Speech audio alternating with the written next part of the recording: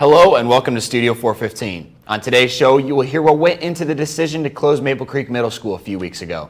You'll hear about two members of the Carrol community who are leaving for new opportunities.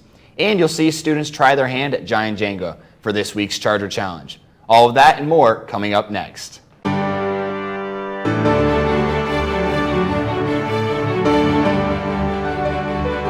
Custodians have gone through and thoroughly cleaned the whole building and are still working on that. I definitely miss the kids, just learning about their lives and what they're involved in. Almost cost the game. Doesn't though, he's just flexing right now.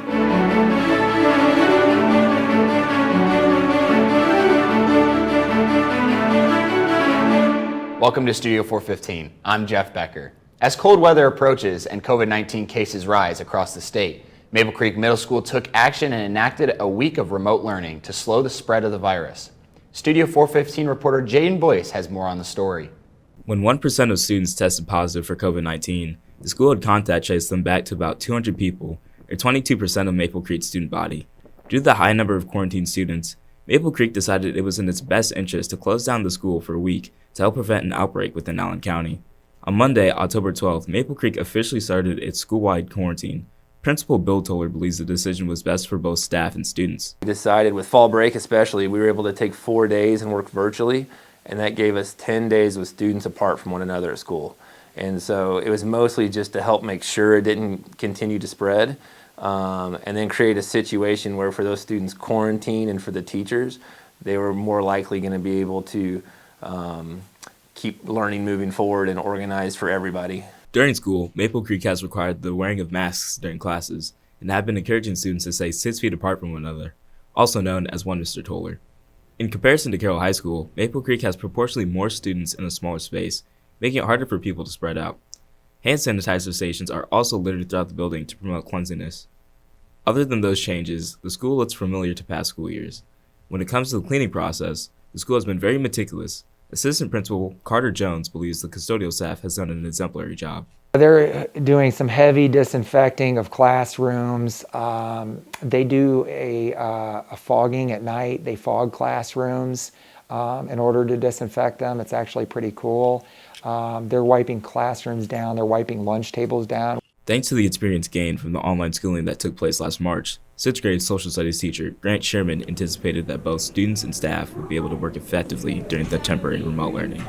Going back to remote learning was unfortunately kind of like the norm. Didn't feel too much different from what it was in the spring. And really the entire 2020 year we've been doing remote learning longer than we've been doing actual in-class learning. So I would say it's more the norm rather than anything different. The school reopened as planned on October 20th, and the learning process returned to its new normal after the 10-day hiatus. Principal Toller thinks that the week of remote learning was beneficial to the health of the school, with only 7 students quarantined as of November 2nd. For Studio 415, I'm Jaden Boyce. This upcoming January, Carrol will be losing 2 beloved members of the staff. In my story, I sat down with Officer Lewis and got more info as to why she has decided to leave Carrol. School Resource Officer Kristen Lewis and partner Yachty will soon no longer be patrolling the halls here at CHS. Lewis has accepted a job with the Fort Wayne branch of the Federal Bureau of Investigation. Lewis, entering her 5th school year here at Carrol, had no prior intentions of leaving, but the offer was just too good to pass up. It was a really hard decision, actually. I was approached by some of my peers that I'll be working with in the FBI office, and they had asked if I would be interested in a position that would be opening up over there. So at the time, I took some consideration into it, learned about what the job would be, and thought it would be beneficial for myself. Principal Brandon Bidding believes that what Lewis has done here at Carrol over the last 5 years has exceeded expectations for a school resource officer, or SRO. I think sometimes SROs can get a bad rap or be, non-approachable, and I think it's just the opposite of what Officer Lewis has done. She's been able to, again, be a kind of an opening, inviting person that students are comfortable coming in and talking with, and just an overall presence in the building to provide that opportunity for students to have somebody to talk to. Whether it's building relationships with students, parents, and staff, monitoring the cameras, or checking lockers with Yachty, Lewis's job is to keep the people of Carrol High School safe, While her new job with the FBI will look different than the life here at Carroll, safety is still the #1 priority. I'm going to be a task force officer at the local FBI office here in Fort Wayne. So I will be working in child sex crimes, human trafficking, and some narcotics as well. Officer Lewis's kind-heartedness and compassion for the NACS community will be sorely missed. When looking for Carroll's newest SRO, bidding and other NACS administrators will be looking for those same qualities. The last SRO we interviewed a pool of applicants, and then we brought a couple of them actually into the building and let them tour around, meet students, meet teachers, and just get a feel for their ability to interact. And so that's what I envision how this process is going to play out as well. While Officer Lewis is excited and hopeful for the future, she will truly miss one aspect of her job as an SRO. I definitely miss the kids, just learning about their lives and what they're involved in, seeing them grow and make decisions, whether good or bad, just helping them stay on the right track. So just being around the kids for sure. If you haven't yet been able to say goodbye or express your appreciation for all that Officer Lewis has done here at Carroll, say hi to her in the hallway or stop here at Student Services. For Studio 415, I'm Jeff Becker. Last week was really nice and warm for November. Weather specialist AJ Bain is here to let us know if that will continue into this week. Thanks, Jeffrey. Last week we had some perfect weather, but this week we're going to be taking a different direction. Some snow will be moving in across the Kansas up to the Michigan, Wisconsin region, but none of that will be making it to us. Looking in at Indiana, we should see some precipitation coming around into Wednesday. High of 51, partly cloudy, low of 31. Into Thursday, it'll be a tad bit warmer with a high of 54, low of 35. Sunny all day, should be with no rain. Great day to get outside, maybe play some tennis. Stay active, Carroll. Friday, high of 51, low of 30. Mostly sunny, much like Thursday. Take advantage of these few days we have left before it all turns to snow and ice. Saturday, we might see some rain later in the night. High of 51, low of 44. Make sure to bring those umbrellas when you go out late on that late night stroll. Sunday, getting a bit warmer. High of 62, low of 41. But it will be overcast and rainy, bringing with it that humidity. Just be happy we are still seeing that rain instead of all that snow. That's all I have for the weather. Back to you, Jeffrey. Thanks, AJ. This week's Charger Challenge takes a fun game and supersizes it. Host Fu Lee brings us the Giant Jenga Challenge.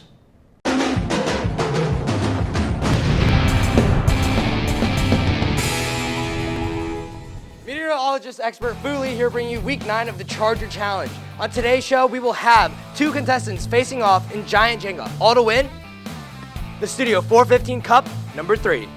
My name's Luke Carmody. I went to Cedar Canyon Elementary, and I'm gonna win because I have the steadiest hands in the Midwest. Hi, my name is Riley Knuckles. I went to Cedar Canyon Elementary, and I'm gonna win because I'm a D1 athlete and I never lose.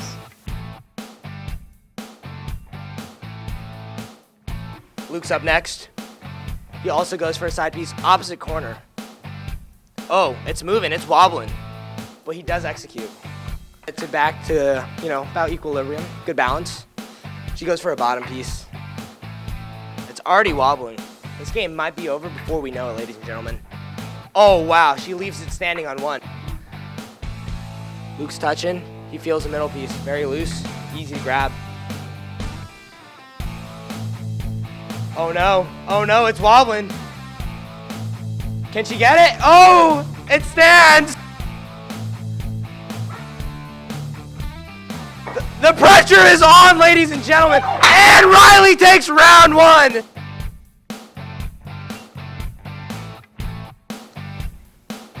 Riley goes first once again.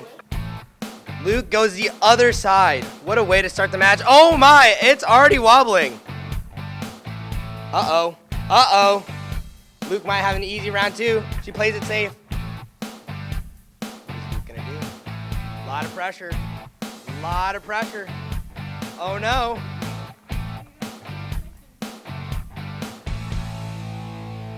And it is good. The setup. Oh. And she gets it. Luke Carmody, round 2. The score is now 1-1.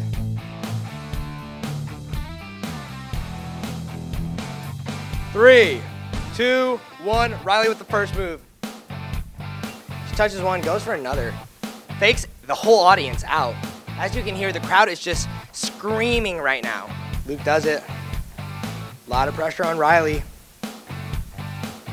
The camera, they were nervous about the camera going in.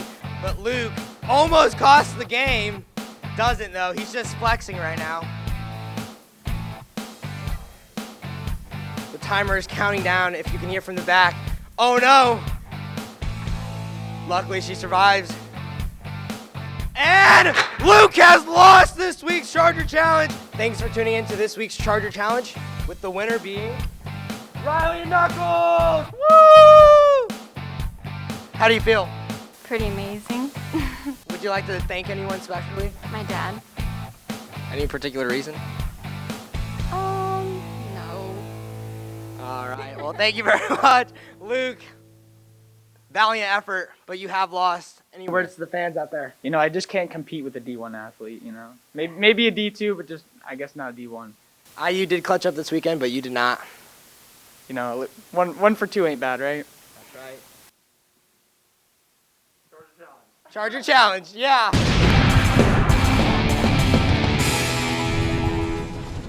It is a known fact that the ethnicity of Carroll students typically isn't very diverse. Nearly 90% are considered white or Caucasian.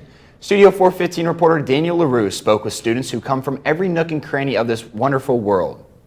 What does Nigeria, Ireland, and China all have in common?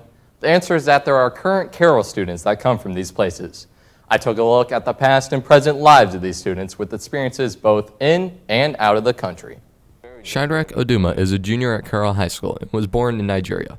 Oduma lived in Nigeria for 13 years before moving to the United States, primarily for a better education. Although Oduma was able to run track and play soccer in Nigeria, he also does at Carrol. But some of the most notable differences are from the classroom. The way we go in Nigeria, the school, you don't go to different classes, you stay in the same class, while you kind of walk around in the building way more. Another student, Kate Failing, has experiences on both sides of the globe. After being born in Toronto, Canada and growing up in London, Canada, she would then move to Shanghai, China at 9 years old. Shanghai is one of the most populated cities in the world at nearly 24.5 million people living in it, which is 90 times larger than Fort Wayne. There she attended the SAS, or Shanghai American School, which was an international education system where she was able to meet and interact with students from all around the world. One of her most memorable experiences here was a trip called China Alive in 7th grade. We went to this place called Guilin, and we had to make tea leaves to help the local villages, and basically we had to see how much we could earn every single day, and we had to put our life in their shoes. After spending years there, her family moved to Fort Wayne for the start of her freshman year. Jack Kennedy, a sophomore from Northern Ireland in a small town called Ballymena.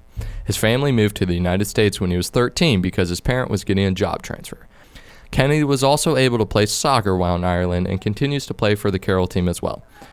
Due to this, he feels like the culture doesn't have that much of a drastic difference, but actually, the weather is what he noticed the most. In Ireland, it stays the same, just dark and gloomy all the time, whereas here you actually get hot summers and cold winters. Although there are a wide variety of backgrounds, each student seems to have a common interest in visiting the place where they first grew up. I want to travel back to that country. I mean, maybe to visit, yeah. Yeah, I'd like to go back, but not to stay. For Studio 415, I'm Daniel LaRue. That's all we have for today. Thanks for watching. If there's a story you'd like us to cover, please let us know. For all of us here at Studio 415, have a great week, Carrol. Sunny days and friendly smiles walk the halls with me. Studio